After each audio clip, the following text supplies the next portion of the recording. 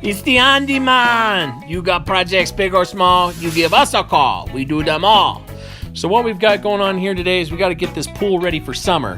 It's been sitting all winter. It's ready to get out and party for Memorial Day weekend. So what we're doing here, this is such a versatile little tool, is that backpack blower. It's a still backpack blower. Come in, blow out all the dust, debris, get everything out. Makes it so much easier using one of these. So I highly suggest using that.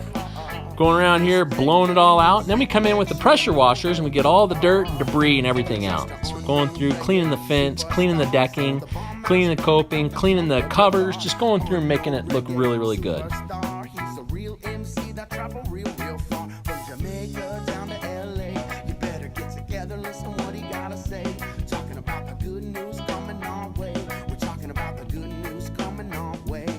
Going in and skimming this pool cover. As you can see here, we're getting everything off, doing our best here, going in and cleaning up all the decking. And here we are, everything is cleaned up. That pool cover is definitely stained. There's really not a whole lot we could do about it. But this is after we're all done.